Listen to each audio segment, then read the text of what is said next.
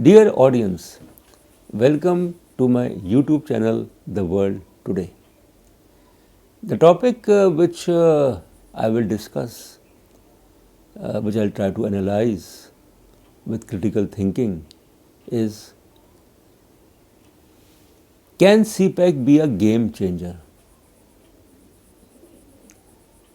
To what extent China-Pakistan Economic Corridor, which was inaugurated in 2015,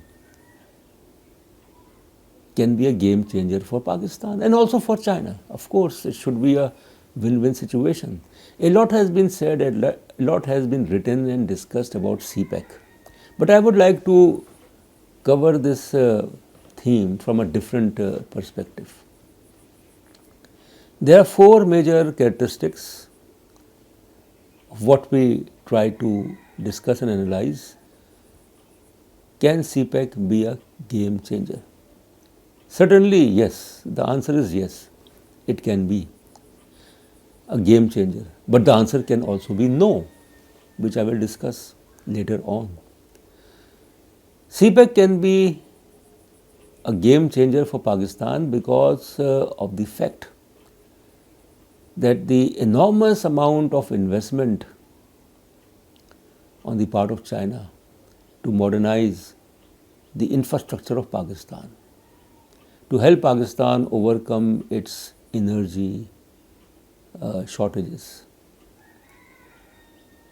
So in 2015, when the two countries launched, in May 2015, launched China-Pakistan Economic Corridor, that a corridor from the Chinese Central Asian city of Kashgar to the Pakistani port of Gwadar, a corridor. And that corridor basically tends to provide enormous opportunities. Earlier it was a $45 billion US dollar project spanning over a period of 15 years, 2015 to 30, but then the amount was increased to $56 billion. So in that regard, it is a game changer because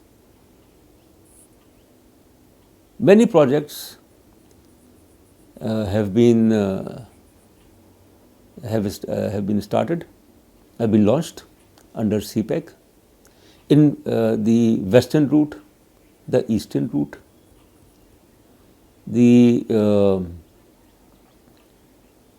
motorways, the Orange Line in Lahore, the ML1 railway program from Karachi to Peshawar, which will enhance the speed of train to around 200 kilometers an hour. And then certainly a lot of power projects. So in that case, it's a game changer. The second thing is that how CPEC can improve the socio-economic conditions of the people of Balochistan, because the southern tip of CPEC is Gwadar, and Balochistan is the most backward province of Pakistan, although it has 44% of the area of Pakistan, is Balochistan. But demographically, its population is meager. So how CPEC can uplift the socio-economic conditions of the people of Balochistan, building network of roads and business centers and things like that, and of course the modern development and modernization of Gwadar port.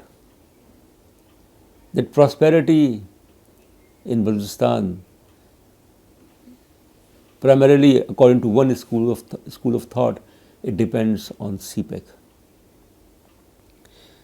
There can be another an alternate view also, that CPEC is not considered to be positive for the people of Balochistan. That the Baloch nationalists they have opposed this project, and they argue that the real purpose or the motive as far as CPEC is concerned is to colonize Balochistan, to control the resources of Balochistan. Then there are other characteristics of CPEC, and it is not only in Pakistan. CPEC comes under Build and Road Initiative all over the world. It's a more than $1 trillion project. And that is basically that how the Chinese companies, and China is certainly, when we talk about China, it's a miracle that a country which in 1980, a year after the unleashing of open door policy under the Chinese President Deng Xiaoping, in 1980, China was economically so backward. Its trade, its standard of living. It had only $1 billion of foreign exchange reserves in 1980, and now Chinese foreign exchange reserves are 3 trillion. Chinese economy is almost number one. It has surpassed the US. Despite the fact that China has a population of 1.5 billion people. So how China has changed? So once China has emerged as an economic superpower, it decided to use soft power as a vehicle to strengthen its influence in different parts of the world. Soft power through diplomacy, aid, trade, investments, cultural diplomacy. And that is what they have done in Pakistan also, because Pakistan is an age-old friend of China. It has deep-rooted economic, security, political, military relations with the People's Republic of China. And Pakistan helped China in times of crisis also. Pakistan was a bridge state between communist China and the United States in 1971. So the Chinese leadership, although that leadership is different what it used to be during Mao Zedong and Zhou Enlai, because the ideological connotation of China or the Chinese political system, theoretically China is communist, but it is also capitalist. So China realized that in order to reduce its trade time, that is from Shanghai port, its ships, trading ships, going all the way to the South China Sea, to the Strait of Malacca, and then Indian Ocean, the Suez Canal. So the shortest route can be from Kashgar to Gwadar. That instead of 1 week, 1 week's time, they can ship their products to Gwadar in 72 hours. So they will save time, they will save energy and things like that. But then the third thing about CPEC is basically that there are issues. There are environmental issues. There are societal issues. That how CPEC will impact on the society of Pakistan. It may be a game changer. But certainly, although China has been a trusted friend of Pakistan, but the saying is true that there is no such thing as free lunch.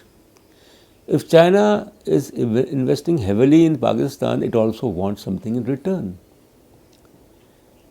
And the Chinese, they have made it clear, the Chinese companies, the Chinese government, when they review the CPEC progress,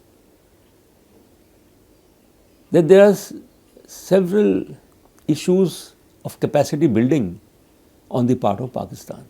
Lack of professionalism, lack of work ethics.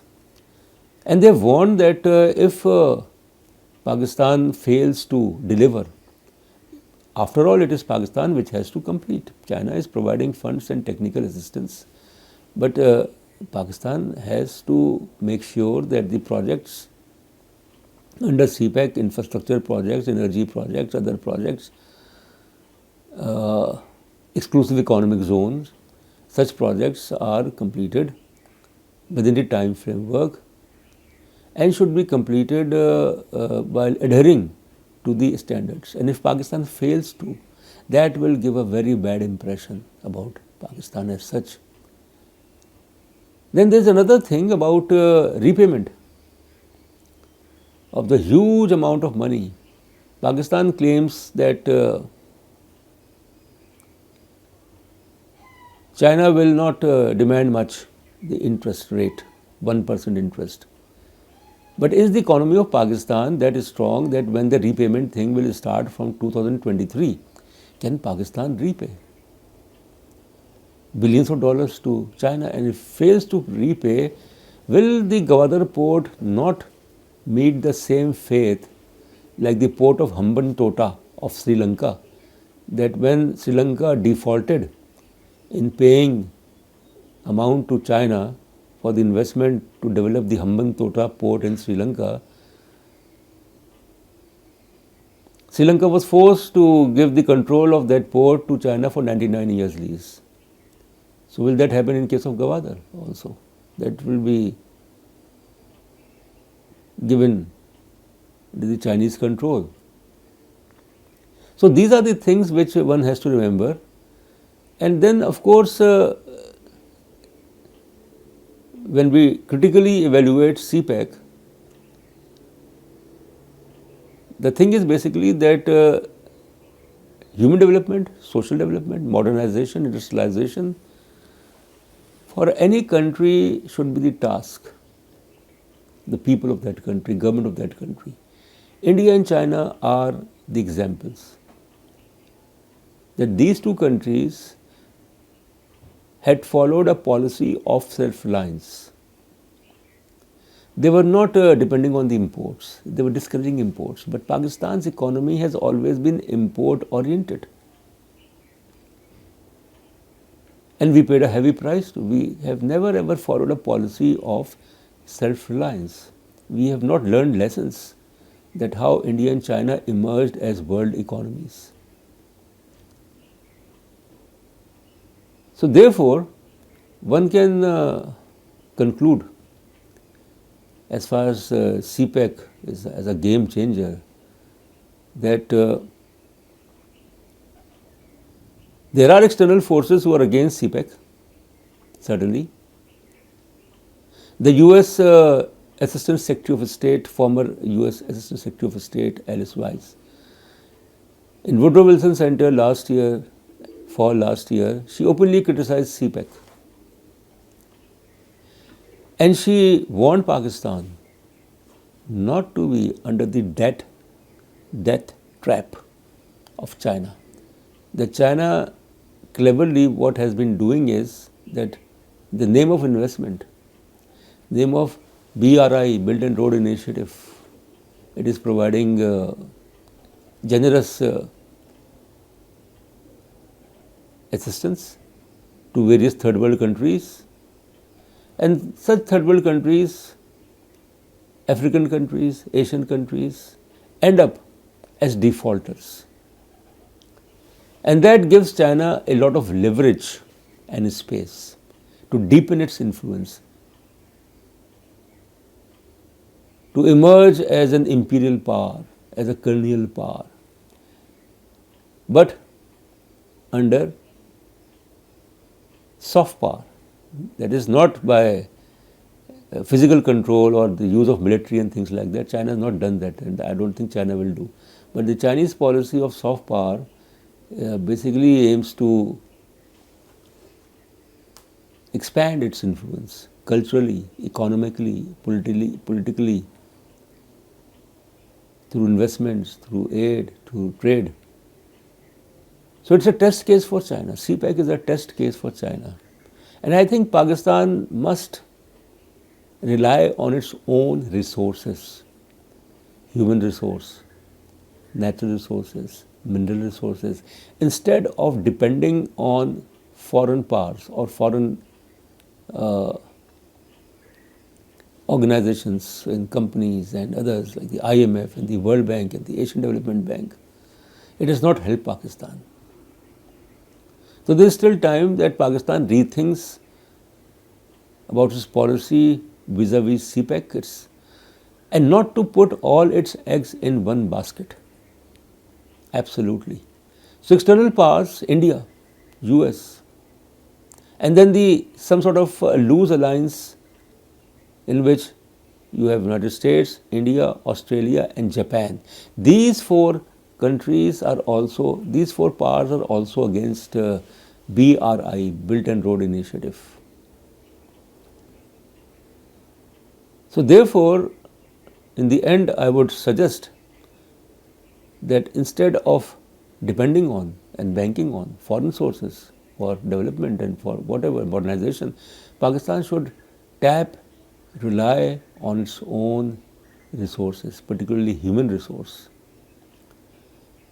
improve its governance system, rule of law, justice system,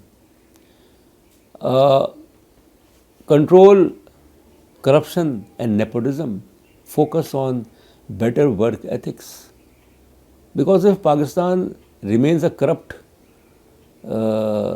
country where nepotism flourishes, there is no rule of law, there is bad governance, then CPEC will not help Pakistan as such. It will be counterproductive. Thank you very much.